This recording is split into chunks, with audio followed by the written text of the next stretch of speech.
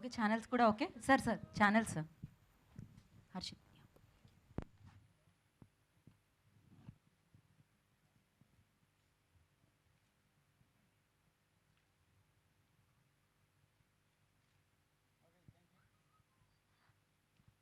ముందుగా హర్షిత్ గారిని మాట్లాడాల్సిందిగా. ఓకే, తెలిసిందే నాకు. నాగా గారు మీరు డైరెక్ట్ రాజు గారా?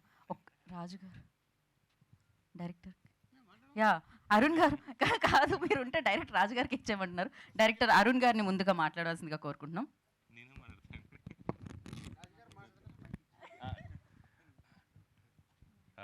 Just want thank Raju garu for believing in this project. నేను కథ చెప్పడానికి నాకే ఫస్ట్ భయం వేసింది రాజు గారికి. And then he believed in the project. And literally నాకు ఒక 2 years is like my sir friend అనొచ్చా. ఎవ్రీ మార్నింగ్ నాకు 4:30-5కి రాజు గారు కాల్ చేసి he literally change my sleep cycle also. నేను ఇంతలా ఉండేవాడిని సార్, మీకు గుర్తుండుంటే 1:38. I couldn't fit this chair. రోజు రాజు గారితో కేవీఆర్కి వెళ్ళి రోజు రాజు గారితో స్క్రిప్ట్ సెట్టింగ్లోకి వచ్చినాయి. ఐ కేమ్ డౌన్ టు 138 నుంచి 98 వరకు. So thanks for making this film sir, and thanks for making me healthy also. Up to Raju garu. Ashish తర్వాత రాజు గారు. సో ఆశీష్ ఇప్పుడు hero of the film. Ashish will speak నా. స్టాండింగ్లో మాట్లాడండి ఆశీష్. Hello everyone. ఇక్కడ మా సాంగ్ లాంచ్కి వచ్చిన మీడియా వాళ్ళందరికీ థ్యాంక్ యూ సో మచ్. ఎందుకంటే ఫస్ట్ మీరు ఇచ్చే రివ్యూసే, మీరు చేసేదే జనాల్లోకి ఇంకా వెళ్ళుద్ది.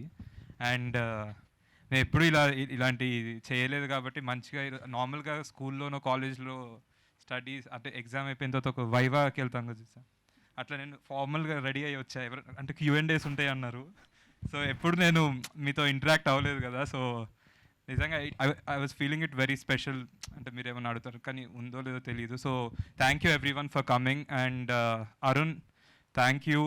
అరుణ్ అండ్ నాగా, మీరు వెళ్ళి రాజు గారికి ఆశీష్ కావాలి అంటే నేను ఒక సినిమానే చేసిన, నా మీద ఎంతో కొంత హోప్స్ పెట్టుకొని నన్ను అడిగినందుకు థ్యాంక్ యూ సో మచ్.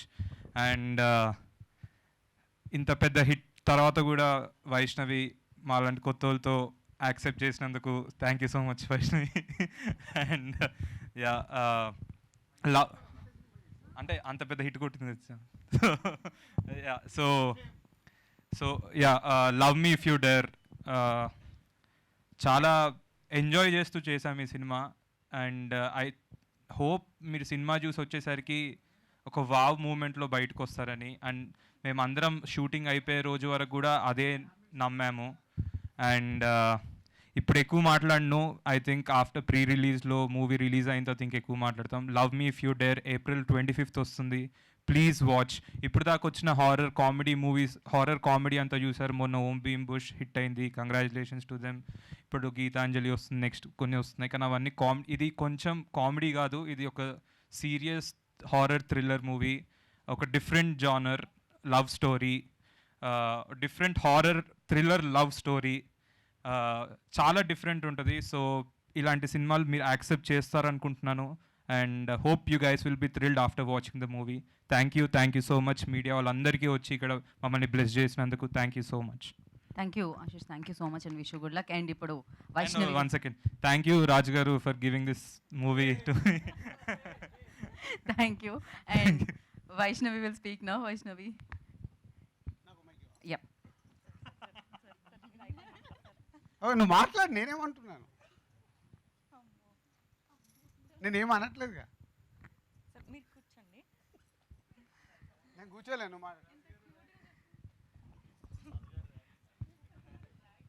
నేను మిమ్మల్ని చేస్తారో, మీరు నన్ను చేస్తారో, నేను వాళ్ళని చేస్తానో, వాళ్ళు నన్ను చేస్తారో ఒక 5 minutesతో తెలిపోద్ది. ఫస్ట్ ఆఫ్ ఆల్ అందరికీ నమస్కారం. ఇక్కడికి వచ్చిన మీడియా వాళ్ళందరికీ థ్యాంక్ యూ సో మచ్. ఇప్పుడే రావాలిరా సాంగ్ యూట్యూబ్లో రిలీజ్ అయింది. ఈ సాంగ్ మాకు ఇచ్చింది మ్యూజిక్ డైరెక్టర్ కీరవాణి సార్, రాసింది చంద్రబోస్ గారు, పాడింది Amala, Gomati, Aditi, Fatima, Shreya and Vaishnavi.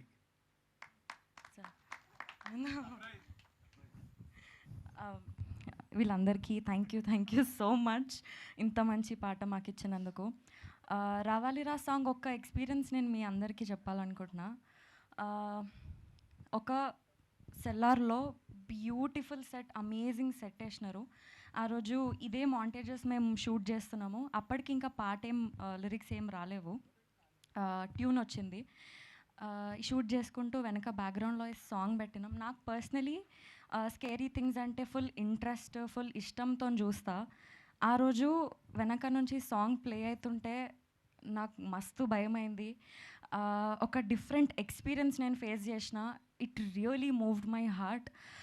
Thank you so much. ఆ రోజే చెప్దాం అనుకున్న సార్కి నేను, Keeravani sir, thank you so much ఇంత మంచి పాటలు మాకు ఇచ్చినందుకు. ఇంకా మా love me if you dare సినిమాని మీరు యాక్సెప్ట్ చేసినందుకు we are very grateful to have you with us. యూట్యూబ్లో సాంగ్ వచ్చింది. మీరందరూ సాంగ్ చూడండి, సాంగ్ వినండి, ఎట్లుందో మా అందరికీ చెప్పండి. మీ రెస్పాన్స్ మాకు చాలా చాలా ఇంపార్టెంట్. తొందరగానే ట్రైలర్తో మీ ముందుకు వస్తాం, మళ్ళీ అప్డేట్స్తో ముందుకు వస్తాం. ఫైనలీ April 25th రోజు మా సినిమాతోని మీ అందరి ముందుకు వస్తాము.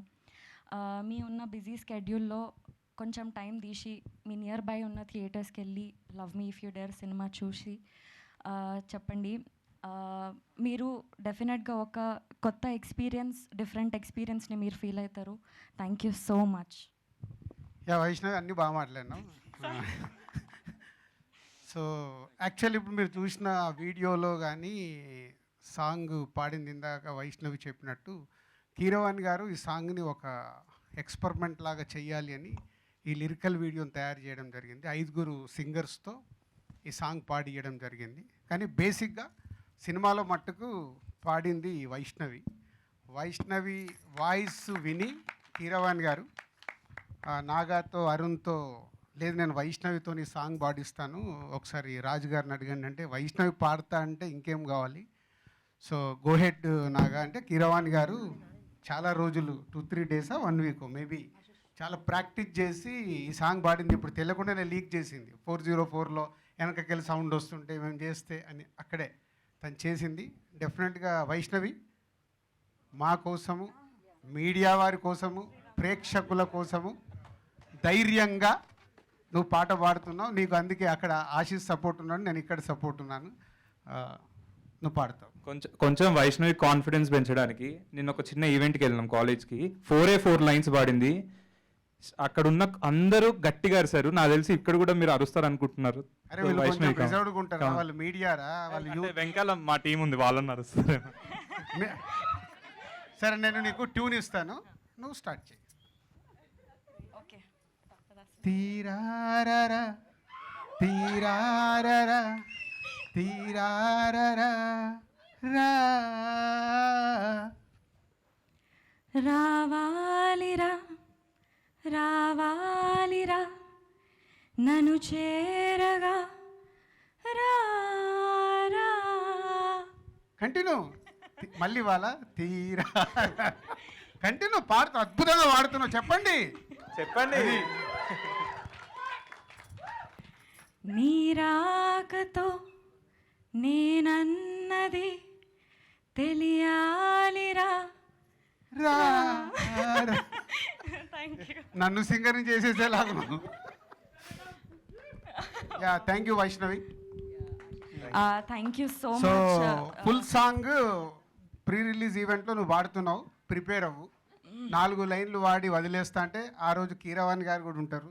కీరవాణి గారు మొత్తం వెనకాల సెటప్తో రెడీగా ఉంటారు. ఆ రోజు తప్పించుకోలేవు, ఎలాగో సినిమాలో వాడావు కాబట్టి ఫుల్ సాంగ్ నువ్వు రెడీ అవ్వాలి. ఒకరోజు కావాల్సి నీకు ఎక్స్ట్రా కాల్ షీట్ చెప్పేస్తాను వాళ్ళకి రిహార్సల్స్ కోసం. Thank you.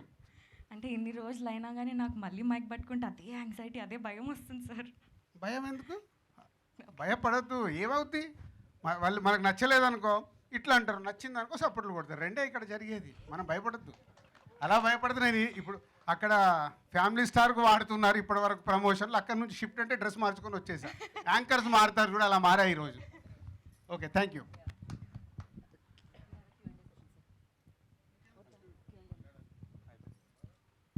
Q&A అంటే అది రెగ్యులర్ అవుతుంది. ఒకసారి మైక్ అటు పంపించండి. సో లవ్ మీ, మీరు కూర్చోండి అందరు కూర్చోండి. లవ్ మీ మోషన్ పోస్టర్స్ ఫస్ట్ మీరే చూశారు ఆ రోజు ఆఫీస్లో. అలాగే తర్వాత టీజర్ రిలీజ్ చేశాం. టీజర్ కాలేజ్లో రిలీజ్ చేసినప్పుడు యూత్ రెస్పాన్స్ అద్భుతంగా ఉంది. యూట్యూబ్లో కానీ సోషల్ మీడియాలో కానీ చాలా కొత్తగా ఉంది టీజర్ అనే కాంప్లిమెంట్స్ అందాయి. అలాగే మోషన్ పోస్టర్ కూడా మంచి కాంప్లిమెంట్స్ ఇచ్చారు. ఏదో కొత్తగా కనిపిస్తుంది ఈ సినిమా అని. ఇప్పుడే రావాలిరా అనే సాంగ్ కీరవాణి గారి కంపోజింగ్లో 5 సింగర్స్తో అండ్ వైష్ణవ్తో ప్రయోగం చేసిన సాంగ్ ఇప్పుడే చూశారు. It's a beautiful melody song. ఆ సాంగ్ మెల్లిగా మెల్లిగా మెల్లిగా పెద్ద హిట్ అవుద్ది.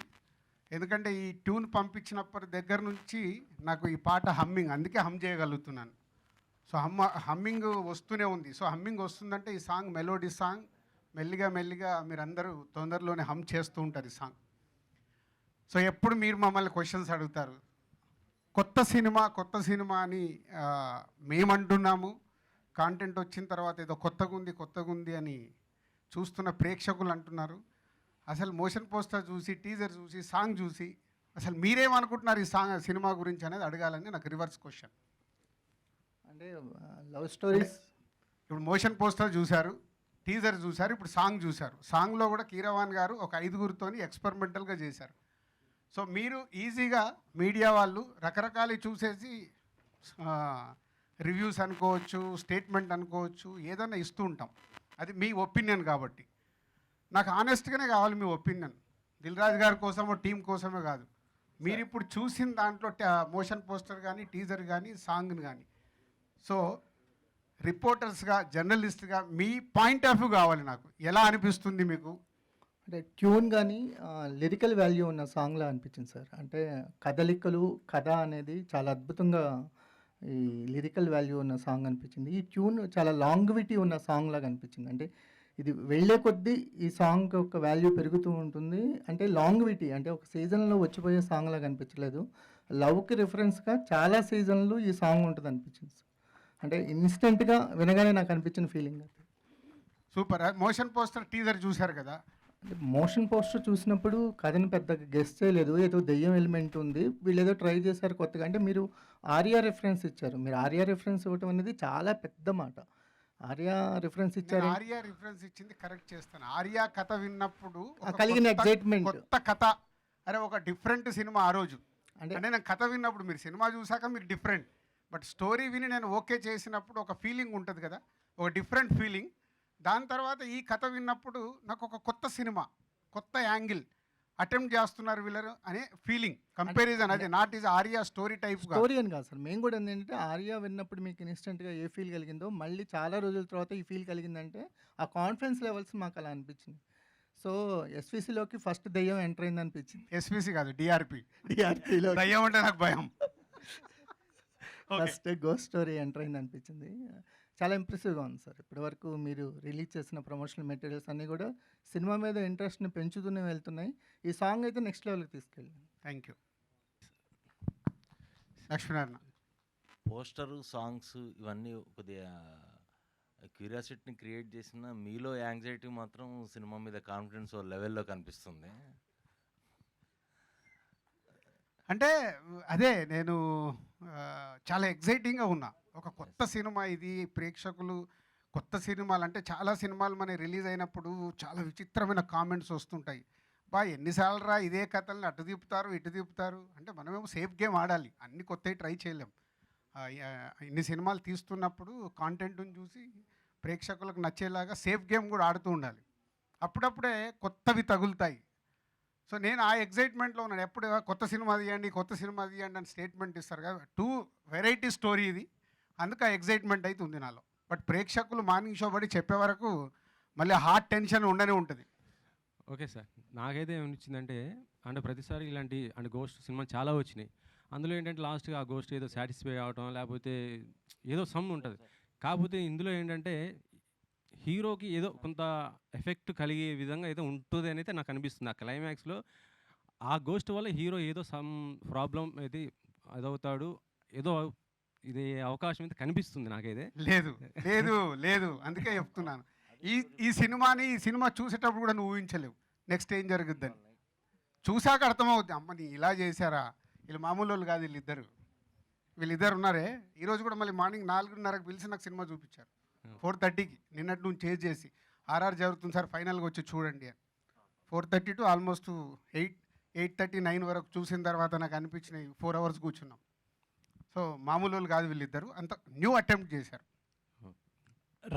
రాజుగారి జర్నీకి ఒక యూనిక్ క్వాలిటీ ఉంది. ఏంటంటే ఇప్పుడున్న స్టార్ హీరోస్ అందరితో పాటు ప్యారలల్గా మీ జర్నీ జరిగింది. వాళ్ళకి హిట్లు వచ్చినప్పుడు మీకు హిట్లు వచ్చినాయి, మీకు ఫ్లాప్లు వచ్చినప్పుడు వాళ్ళకి వచ్చినాయి. సో ఒక రకంగా ఏంటంటే వాళ్ళతో పాటు మీరు గ్రో అయ్యారు, మీతో పాటు వాళ్ళు కూడా గ్రో అయ్యారు, అప్స్ అండ్ డౌన్స్ చూశారు.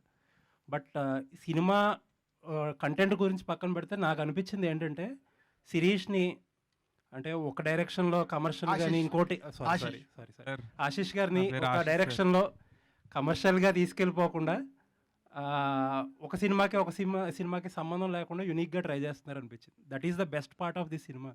యా, అంటే నేను ఆశీష్ని హీరోగా అన్నప్పుడే నేను పర్సనల్గా నేను డెసిషన్ తీసుకొని చెప్పింది ఆశీష్కి.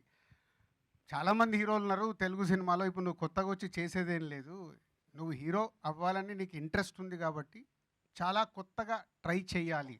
ఫస్ట్ సినిమా ఓకే, నువ్వు ఆడియన్స్ ఎలా రిసీవ్ చేసుకుంటారో అప్పటి వరకు ఒక కమర్షియల్గా ఒక యూత్ఫుల్గా వెళ్దామని రౌడీ బాయ్ చేయడం జరిగింది. అది కోవిడ్ కాకుండా వచ్చుంటే ఇంకా బెటర్గా రీచ్ అయ్యేది ఆడియన్స్కి. సో అప్పుడే చెప్పా, సో నీ ప్రతి సినిమా నువ్వు కొత్తగా అటెంప్ట్ చేస్తేనే హీరో అవ్వు అని. హీరో కంటే ముందు యాక్టర్గా గ్రో అవ్వాలి, తర్వాత ప్రేక్షకులకు లైక్ చేయడం మొదలుపెట్టిన తర్వాత హీరోలు అవుతారు, మనం ఆపాల్సిన అవసరం లేదు. అంటే మన ప్రపంచంలో ఏంటంటే సార్ యూజువల్గా మన సరౌండింగ్స్తో ఎక్కువ ఇన్ఫ్లుయెన్స్ అయిపోతారు. ఇప్పుడు మీరే ఎంతోమంది స్టార్స్ని పెరగడం చూశారు, ఆయన చూసుంటారు. So it is easy to get influenced. ఆధార్లో వెళ్తే ఇంకా బాగుంటుంది కదా, ఇంకా ఎక్కువ ఉంటుంది మార్కెట్, కలెక్షన్స్ అయినా చాలా ఈజీగా ఇన్ఫ్లుయెన్స్ అవ్వచ్చు. But the best part is మీ ఇద్దరు అలా వెళ్ళకుండా డిఫరెంట్ పాత్ చూస్ చేసుకోవడం. థ్యాంక్ యూ అండి, యాక్చువల్ థ్యాంక్ యూ రాషు, ఎందుకంటే నన్ను అర్థం చేసుకున్నాడు, అంటే నా వ్యూని. మామూలుగా మాకున్నదానికి ఎవరన్నా స్టార్గా లాంచ్ అవ్వచ్చు, పెద్ద డైరెక్టర్తో లాంచ్ అవ్వచ్చు, బట్ నేను డే వన్నే నేను ఇలాగే చూస్తున్నాను, నువ్వు ఆర్టిస్ట్గా గ్రో అవ్వాలంటే వాడు ఎప్పుడు కూడా మీరు తప్పితే మాకు ఎవరు రైట్ గైడెన్స్ ఇవ్వరు, మీరు ఎలా చూస్తే నేను అలాగే జర్నీ పెడతాను అని జర్నీ స్టార్ట్ చేశాడు. Thank you Ashu. అలా ఉన్నప్పుడే రైట్ క్వశ్చన్ వచ్చింది చూడు నీకు సెకండ్ సినిమాకే. అంటే మీకంటే లైఫ్ చాలా లెసన్స్ చెప్పింది, నేర్చుకున్నారు, పడి నేర్చుకున్నారు, కొన్ని అయ్యి నేర్చుకున్నారు. అతను ఏంటంటే యంగ్ అయ్యి ఉండి కూడా ఈజీగా అలాంటి డెసిషన్ తీసుకోవడం అనేది మంచి విషయం. Yeah, thank you. ఏమే నువ్వు రాజేష్, కానీ సార్ అంటే సబ్జెక్టు మిమ్మల్ని అంత ఎగ్జైట్ చేసిందనే దానికంటే ఇందులో కీరవాణి గారు, పిసి శ్రీరామ్ గారు వీళ్ళందరినీ పెట్టుకోవడం అనేది, అంటే వీళ్ళు ఉంటేనే మీరు ఫీల్ అయిన ఎగ్జైట్మెంట్ ఆడియన్స్ కూడా కలుగుతుందని ఫీల్ అయ్యి, అంటే ఈ సెలక్షన్ ఎవరిదండి అట్లాగా? అసలు ఇది చాలా విచిత్రమైన జర్నీ. నేను స్క్రిప్ట్ ఓకే అన్న తర్వాత నాకు బాగా నచ్చి హర్షిత్ని, అన్సితని, శిరీష్ గారిని వినమన్నాను. నేను ఒకటి ఎగ్జైట్ అవుతున్నాను, మరి మీకు అలా ఉందా అని.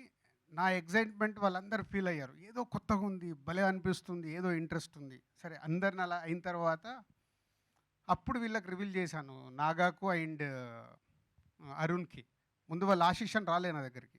సరే ఒక స్క్రిప్ట్ ఉంది, ఇలా ఉందని నాగాకున్న పరిచయంతో జర్నీ చేస్తే అప్పుడు నేను చెప్పా, మీరు ఎలాంటి వాళ్ళని చూస్తున్నారు ఏంటంటే, మాకు ఎవరైనా కొత్తగా కావాలి సార్. సరే ఏమనుకోకుండా మరి ఆశీష్ వర్కౌట్ అవుతాడా, జర్నీ చేయండి, ఒక 1 వీక్ జర్నీ చేసిన తర్వాత గెట్ బ్యాక్ అవ్వండి అని.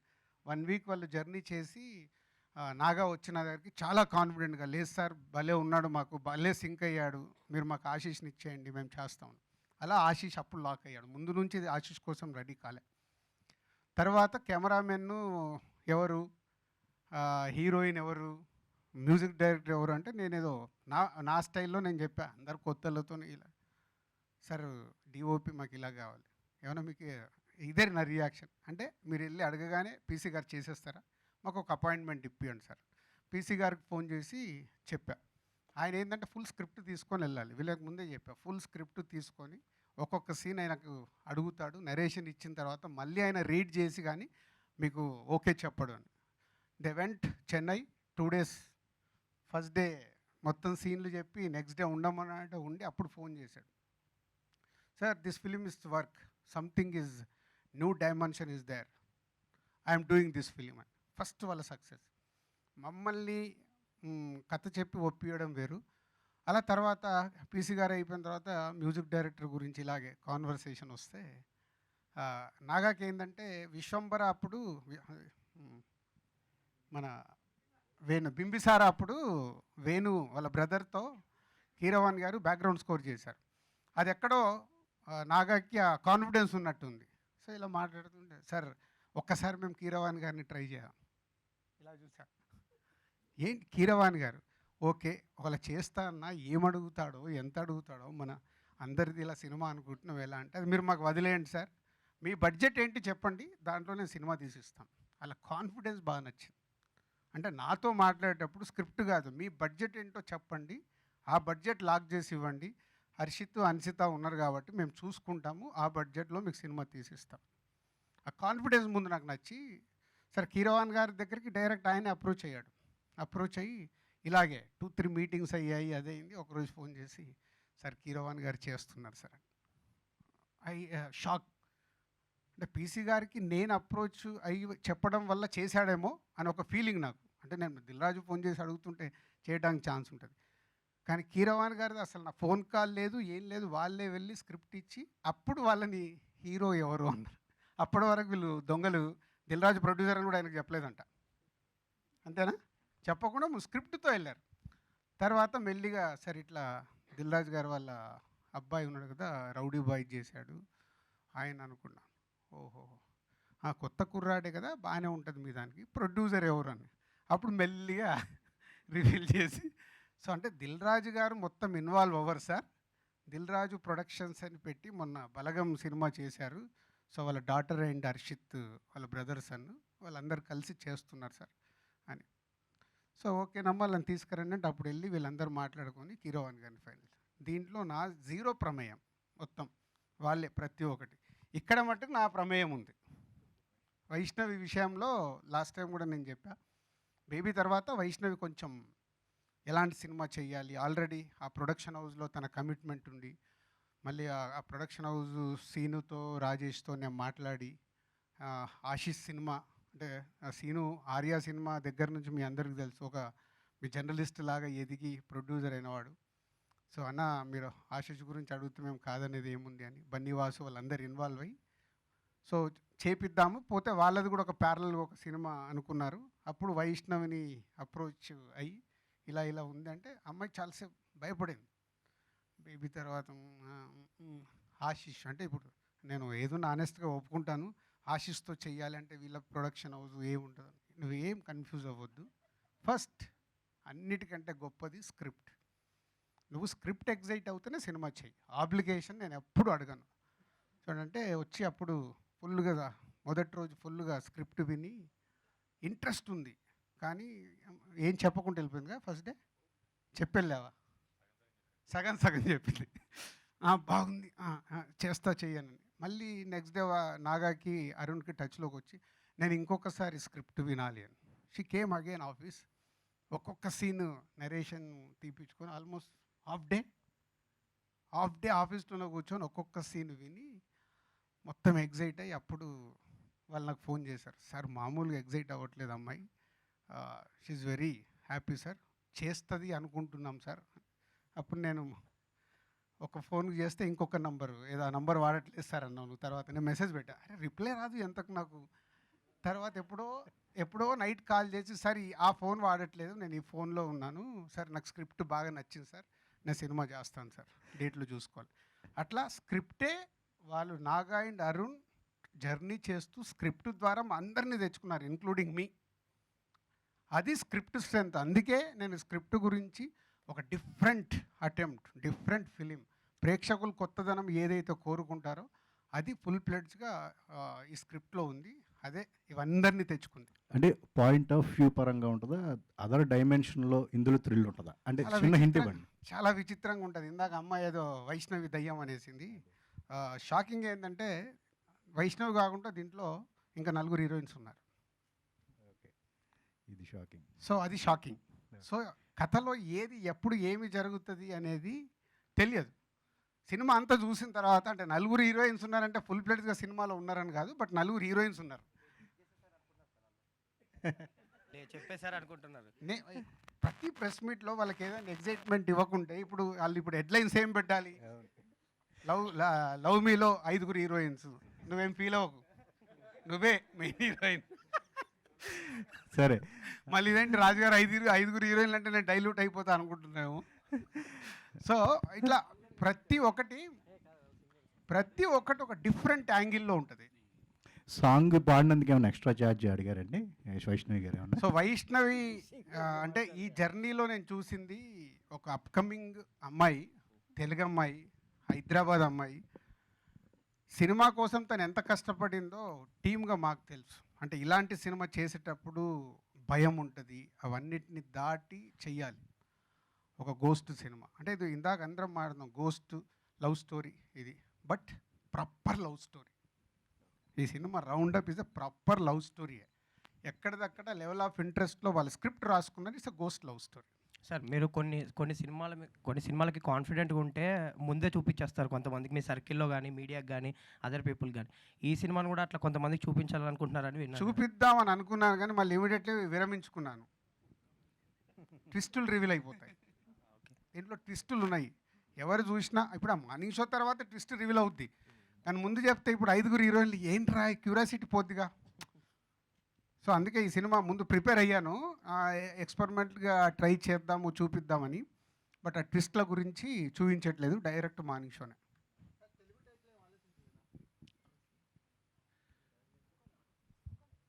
టైటిల్ ఎవరిది? టైటిల్ ఐడియా ఎవరిది? లవ్ అన్ని మీ ఇఫ్ వాళ్ళదే, యు డేర్. అన్ని వాళ్ళదే, దీంట్లో నా ప్రమేయమే లేదు. ధైర్యం ఉంటే ప్రేమించు. తెలుగు పెట్టమన్నాను, ఇఫ్ యూ డేర్ అని అడిగా, దమ్ముంటే అని పెట్టమన్నా. దమ్ముంటే ధైర్యం ఉంటే. లేదు సార్, ఫ్లేవర్ పోద్ది సార్. సరిగా వాళ్ళు కొత్త వాళ్ళు ఆ ఎనర్జీగా ఉన్నారు, వాళ్ళని ఎక్కడ డిస్టర్బ్ చేయడం నాకు ఇష్టం లేక ఇచ్చేసాను. టైటిల్ అంటే ఆడియన్స్లోకి వెళ్ళటానికి తెలుగు టైటిల్ అనేది ఇంకొంచెం ఎఫెక్టివ్గా ఉంటుందని లవ్ అనుకున్నాను. మీ అంటే ఏం పెట్టాలి అప్పుడు తెలుగులో? ఏంటి సార్? ప్రేమించు. ప్రేమించు ఆల్రెడీ వచ్చేసింది, ప్రేమించుకుందాంరా వచ్చేసింది. మళ్ళీ ఏదైనా అలాగే ఉంటుంది కదా అని వాళ్ళు love me if you dare full టైటిల్గానే చూశారు.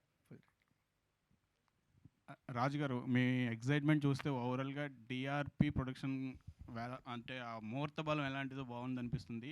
బలగం వచ్చింది, దాని తర్వాత ఇది కూడా అన్నీ కలిసి వచ్చాయి. అంటే మంచి స్క్రిప్ట్ వచ్చింది, టాప్ టెక్నీషియన్స్ కీరవాణి గారు, పీసీ గారు వచ్చారు. సో దీన్ని అన్నీ కలిసి వచ్చిన దానికి ఏమనిపిస్తుంది అంటే అది ఒక ఇది ఉంది అనిపిస్తుందా, లేదు అంటే కష్టపడితే అలా వస్తున్నాయి? స్క్రిప్ట్నే పెద్ద లెవెల్లోకి వచ్చింది. నేను ఎప్పుడు ఒకటే నమ్ముతాను, క్రికెట్ మ్యాచ్ ఆడేటప్పుడు ఇప్పుడంతా మనం 2020 చూస్తున్నాం. 2020 అంటే ఏం చేయాలి? హిట్ చేయాలి, సిక్సర్లు కొట్టాలి.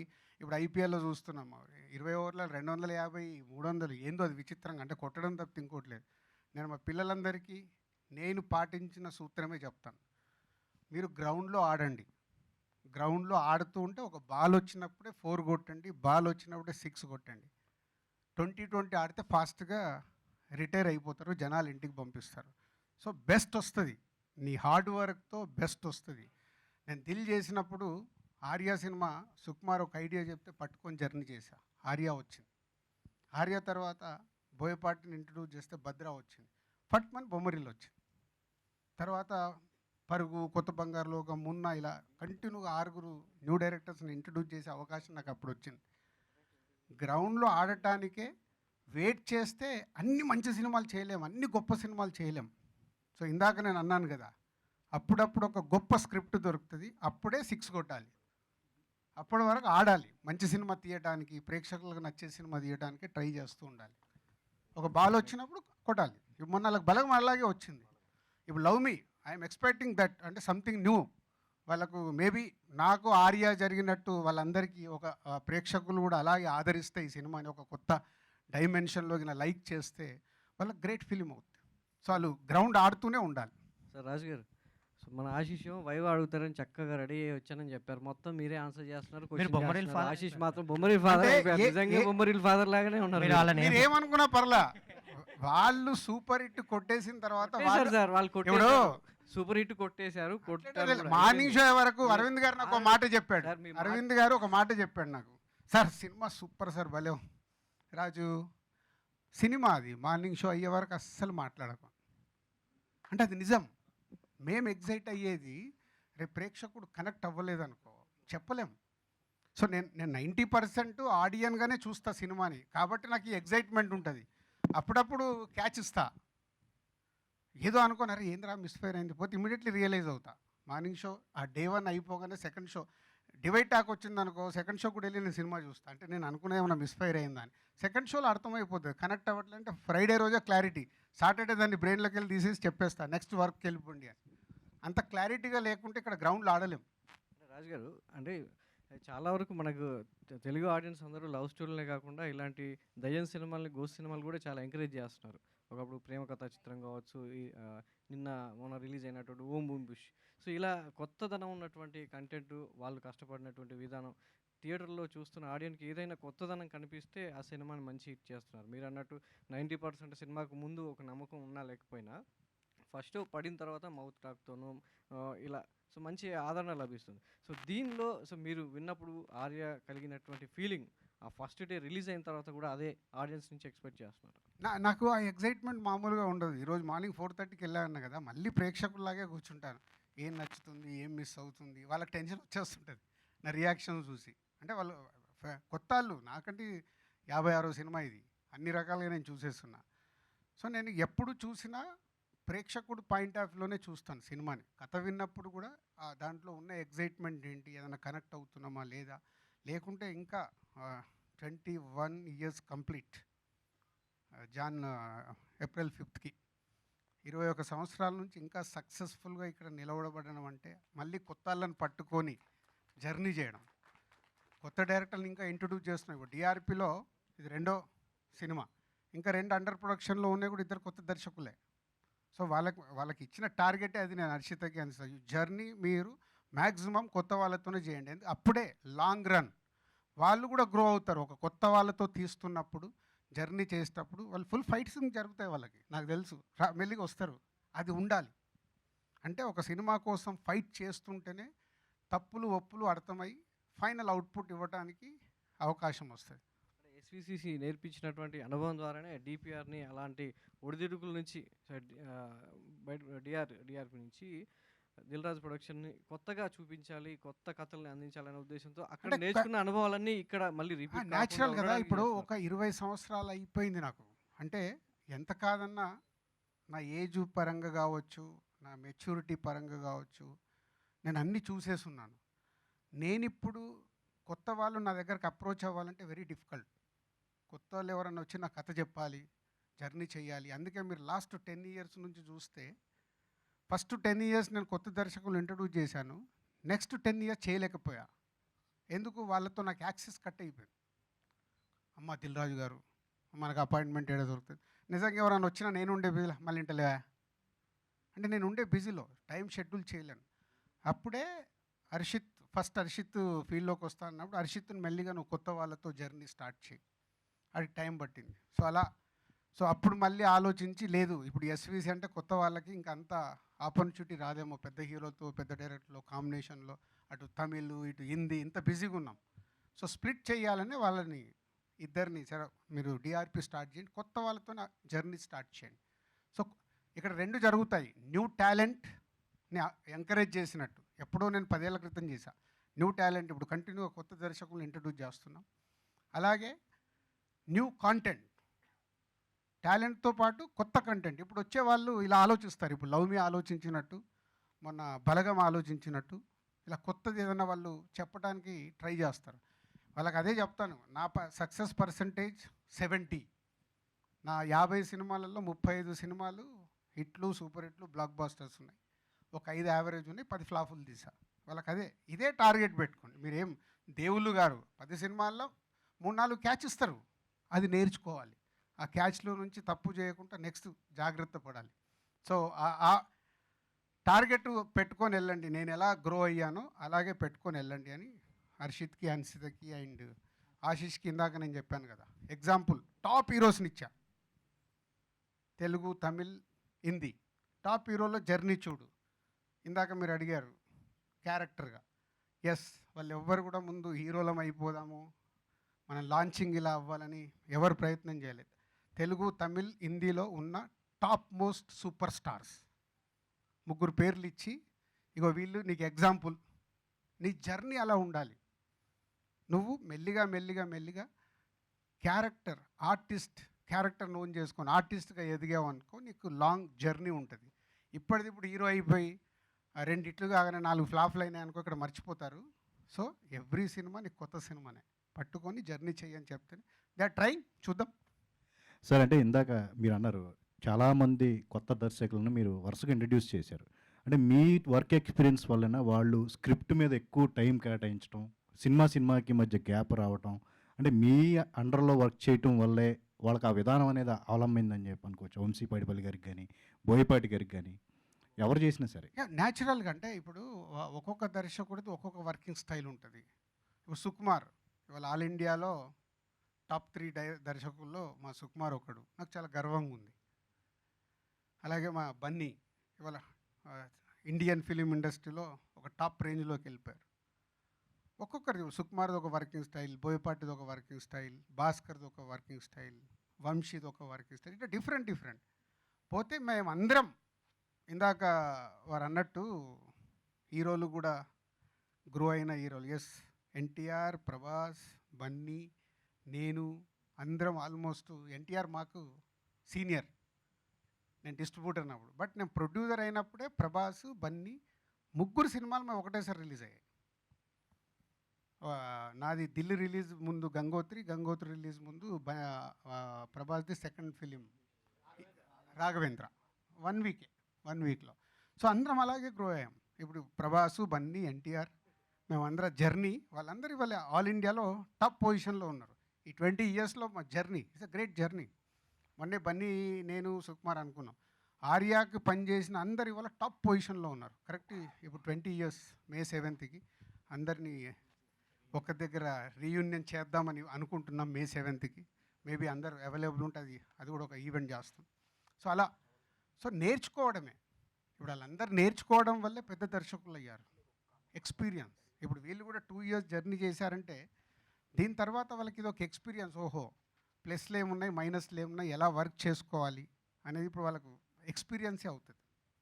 అంటే ఒక బ్యానర్ అప్గ్రేడ్ అవ్వాలంటే కంపల్సరీ కంటెంట్తో పాటు స్టార్ హీరోలతో చేయడం కూడా ఇంపార్టెంట్. మీ ఎస్విసి అలాగే అయింది. ఈవెన్ భవిష్యత్తులో డిపిఆర్ అనేది కూడా, డిఆర్పి అనేది కూడా అలాగే అదే ఫార్మాట్ని ఫాలో అవుతుందా, ఎలా ఉండబోతుంది? డెఫినెట్గా. ఇప్పుడు వాళ్ళకి ఏమవుద్ది, ఒక 3-4 ఇయర్స్ అయిపోయిన తర్వాత వాళ్ళకు స్టార్ట్ అవుద్ది. కొత్త వాళ్ళు అయిపోయి ఇంకా నెక్స్ట్ ఏం చేద్దాం. అప్పుడు హీరోలు కూడా ఆటోమేటిక్ వాళ్ళని పిలుస్తారు. నెక్స్ట్ హీరోలతో ఆల్రెడీ వాళ్ళకు అందరికీ బెస్ట్ యాక్సెస్.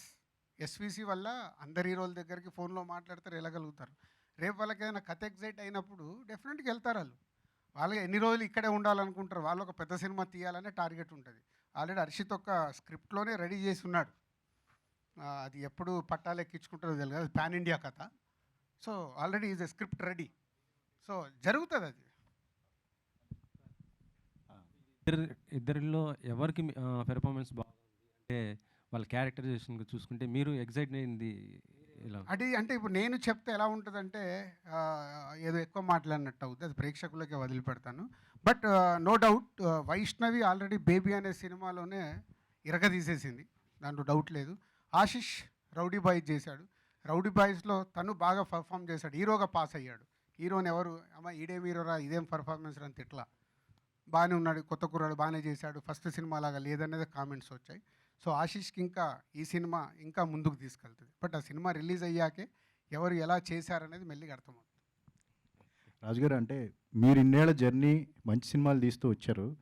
ఇప్పుడు అరవింద్ గారికి చూసుకుంటే ఒక రామాయణం తీయాలనేది ఒక గోలు, రాజమౌళి గారికి మహాభారతం తీయాలనేది ఒక గోలు. ఈ జర్నీలో మీకు అలాంటి ఒక గోల్ అనేది ఇంకా స్టిల్ మైండ్లో ఉందా, ఎలాగా?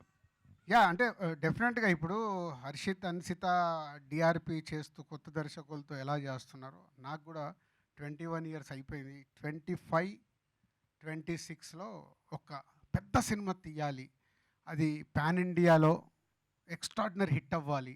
హిట్ అవ్వాలంటే ఏం చేయాలనేది వర్క్ స్టార్ట్ చేశాను. ఒకటి నేను తీయాలి.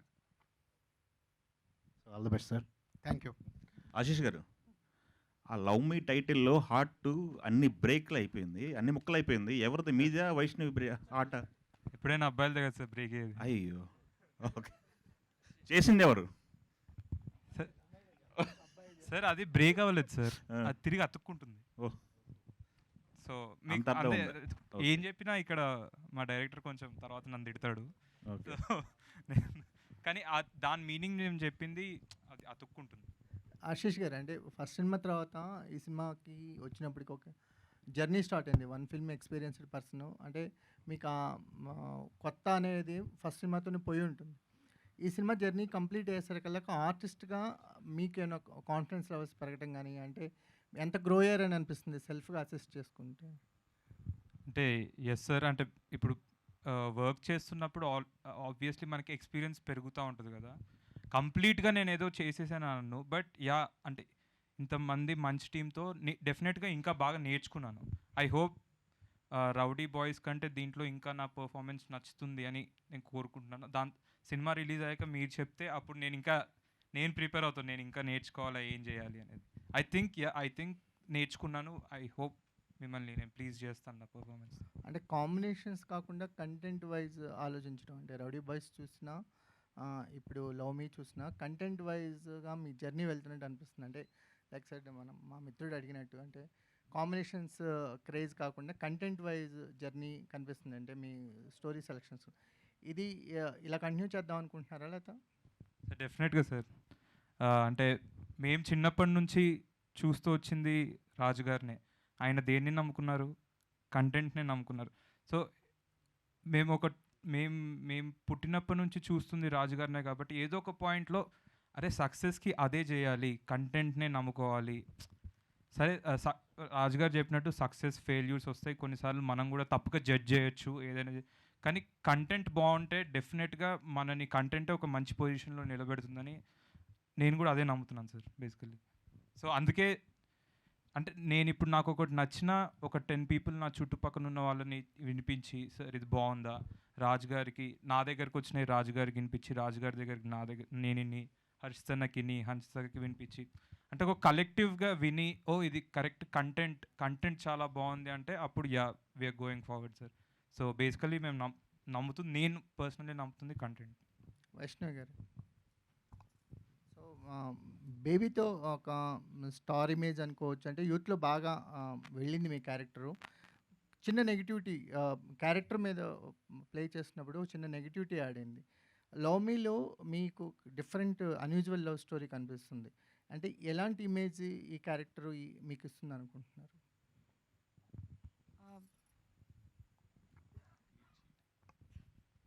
అది నేను చెప్పేదానికంటే డైరెక్టర్ గారు చెప్తే బెటర్ ఏమో. ఎందుకంటే ఆ రోజు నేను కూడా ఈ క్వశ్చన్ అడిగినప్పుడు ప్రాపర్ ఆన్సర్ ఇచ్చింది ఈయనే.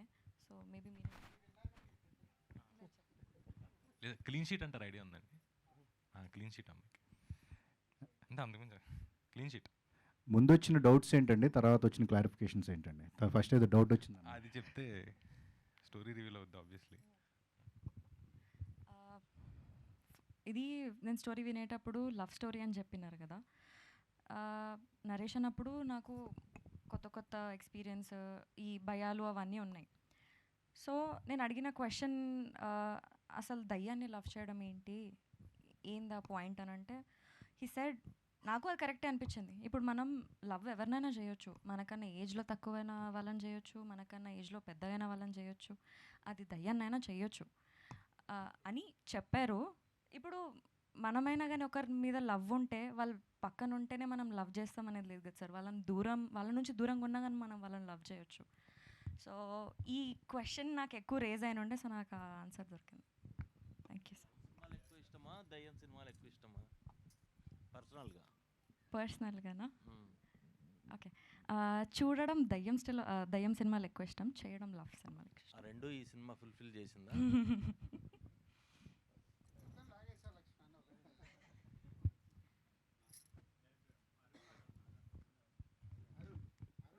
అరుణ్ నాగైతే ఎవరైనా ఆన్సర్ చేయొచ్చు క్వశ్చన్ అంటే ఇది ఎవరైనా అడగండి సార్. అంటే ఇది ఏనా adaptation by any novel or Indian film లేదంటే ఒరిజినల్ స్క్రిప్టా?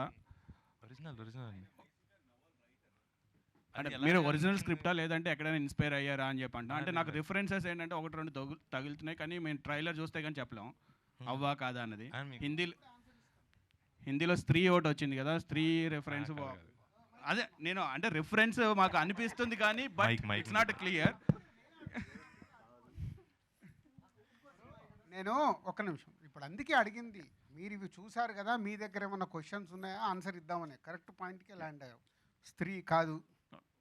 సో ఇంకా ఇన్స్పైర్ అయ్యి లేదా మీ ఓన్ స్క్రిప్ట్ ఇన్స్పైర్ అయిన ఓన్ స్క్రిప్ట్ సార్. అని మీరు నవల్ అని ఎందుకు అన్నారు? అంటే నవల్స్ ఏమో ఉంటాయి కదా. నేను నవల్స్ రాశాను, రిటన్ 3 నవల్స్. మీదే వర్షన్? ఇది నేను రాసుకుందాం అనుకున్న నవల్, టైటిల్ వద్దులేండి, but I wanted to make it into movie. So 2021లో నేను నాగా వీ థాట్ ఆఫ్, అంటే నవల్స్ రాస్తున్నాం కదా, లెట్స్ మేక్ ఏ మూవీ అనుకున్నాం. So why don't we direct it అని చెప్పి వీ స్టార్టెడ్ 2 yearsలో. ఇప్పుడు వైష్ణవ్ గారు చెప్పిన పాయింట్ని బట్టి చూస్తే ఆల్రెడీ ఓం భీమ్ బుష్లో కూడా సేమ్ ఒక చిన్న పాయింట్, అదే పాయింట్ వచ్చింది. సో ఈ పాయింట్ మీరు అనుకున్నప్పుడు కొత్తగా ఉండొచ్చు, ఇది సడన్గా వచ్చింది. సో దానికి ఏమైనా మ్యాచ్ అవుతుందా లేదా ఇట్ ఇస్ డిఫరెంట్? ఇప్పుడు స్త్రీ కానీ, ఓం బూమ్ బుష్ కానీ, ఇంకొక గీతాంజలి కానీ, ఏ సినిమాకి సంబంధం లేదు. నువ్వు అరే ఆ సినిమాలకి వెళ్ళేదో రిఫరెన్స్ తీసుకున్నారా అని కూడా నాకు నేను వెతికా, 20 years సినిమాలు వెతికా, ఎక్కడన్నా దొరుకుతుందా, ఇది ఎక్కడికి వెళ్ళి తీసుకున్నారు, నీకున్నది నాకు ఉండే, అరే ఇన్ని సినిమాలు తీసారు ఎక్కడన్నా ఉందా అడిగా, మా జర్నీలో అడిగా, లేదు సార్ ఇది ఓన్గా ఇట్లా థాట్ వచ్చింది, ఎక్కడొచ్చిన థాట్ అని కూడా అడిగా, ఆ థాట్ ఇన్స్పైర్ అయింది కూడా చెప్పాడంటే ఎక్కడైనా జనరేట్ అయింది. యాప్ లవ్ స్టోరీలే చూస్తాము, అసలు గోస్ట్ని లవ్ చేస్తే ఎలా ఉంటుంది, గోస్ట్తో రొమాన్స్ చేస్తే ఎలా ఉంటుంది, అది అక్కడ పుట్టింది వాళ్ళకు. అక్కడ పుట్టి దాన్ని ఎలా డ్రైవ్ చేద్దామని మెల్లిగా కథ చేసుకొని దాన్ని స్క్రీన్ ప్లేలో పెట్టి చేసుకున్నారు. ఓకే సార్, తర్వాత కంటెంట్ వచ్చిన తర్వాత మాట్లాడతాం. థ్యాంక్స్ అండి, ఆల్ ది బెస్ట్. లీనియారిటీస్ ఏం లేవండి, సిమిలారిటీస్ అయితే ఏం లేవు. ఓకే, అంటే మీరు రైటర్ చూసా, అదే దాని గురించి ఒకవేళ నవ్వలు లేదని ఇంతకుముందు రాసారా, ఇన్స్పైర్ అయ్యారా? Try to keep it as fresh as possible. సినిమాలు కూడా తగ్గించా స్క్రిప్ట్ రాసిన తర్వాత, చూడడం కన్జ్యూమ్ చేస్తే అదే రాస్తారు కదా ఒకసారి. We try to keep it as transparent, as fresh as possible. So total different ఉంది, అంటే చూస్తుంటే అర్థమవుతుంది. బట్ అరుణ్ గారు, అంటే ఇప్పుడు గోస్ట్ లవ్ స్టోరీ అన్నారు సార్, అంటే గోస్ట్ని లవ్ చేస్తే అతని స్టోరీ కూడా చాలా డిఫరెంట్గా ఉంటుంది క్యారెక్టరైజేషన్. సో ఎలా ఉండిపోతుంది హీరో క్యారెక్టరైజేషన్, అంటే ఒక ఎక్స్ట్రీమిజం కనిపిస్తుంది ఆ క్యారెక్టరైజేషన్? ఎక్స్ట్రీమిస్ట్ కాదండి, బట్ నేను అర్జున్ అన్న క్యారెక్టర్కి పెట్టుకున్న ట్యాగ్ ఏంటంటే అర్జున్ ది ఇన్సానిటీ అంటారు కదా. So he want something that no one has explored. అంతకుమించి ఎక్కువ చెప్పలేను, చూసి మీరే చెప్పాలి. His character is going to be very new. Raju గారు సార్, బలగం సినిమా అప్పుడు నాకు బాగా గుర్తు, మీరు ప్రీ రిలీజ్ ప్రమోషన్స్లో అసలు చాలా తక్కువ కనపడ్డారు, తర్వాత సక్సెస్ అయ్యాక ఎక్కువ కనిపించారు. ఈసారేమో ఇప్పుడు మీరే కనిపిస్తే ఎవరినే కనిపించనివ్వట్లేదు, ఏంటి స్ట్రాటజీ చేంజ్ అవ్వడానికి కారణం ఏంటి? బలగంలో కూడా నేనే కనిపించాను, అంటే వెరీ ముందు తక్కువ కనిపించారు, సింపుల్ ఎక్కువ. అంటే ఇప్పుడు నా ద్వారా చెప్పినప్పుడు ఆడియన్స్కి ఒక కాన్ఫిడెన్స్ లెవెల్ ఎక్కువ ఉంటుంది. అంటే రాజుగారు ఎంతో కూర్చొని చెప్తున్నారు ఈ సినిమా గురించి, అంటే ఇప్పుడు బలగం కూడా అదే కాన్ఫిడెన్స్గా మీ మీడియాకి షో ఇవ్వడం కానీ, మీతో ఇంటరాక్ట్ అవ్వడం కానీ, తీసుకెళ్ళి మా విలేజ్ పీపుల్ని ఒక దగ్గర, అలాగే ఇంకొక దగ్గర మ్యూజిక్ డైరెక్టర్ వాళ్ళ ఊరిలో, సో దాన్ని అలా ప్రమోట్ చేస్తాం. ఈ సినిమాని అలా ఇందాక అడిగారు మిత్రులు, సరే చూపిస్తారా అని, ఇవన్నీ ట్విస్ట్లతో కూడుకుంది, ఇది అలా చూపించలేను. సో స్ట్రాటజీ ఏంటి, ఓకే ప్రతి ప్రమోషన్లో నేను ఉండి ఈ సినిమాని ఆడియన్స్ దగ్గరికి తీసుకెళ్ళాలి, ఎందుకంటే వీళ్ళు పడ్డ దానికి రైట్ రిజల్ట్ రావడానికి అవకాశం ఉంది. ఇందాక నేను చెప్పాను కదా, వాళ్ళకి ఇది కరెక్ట్ బాల్, వాళ్ళు 4 కొడతారా 6 కొడతారా, లేక అది నో బాల్ అవుతుందా అనేది ఆడియన్స్ చెప్పే వరకు వెయిట్ చేయాలి. All the best.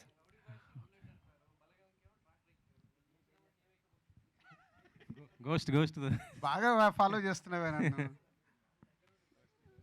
ఏరా ఏం ఎక్కిస్తారు? గోస్ట్తో డాన్సింగ్. గోస్ట్తో డాన్స్ అంట, ఓకే.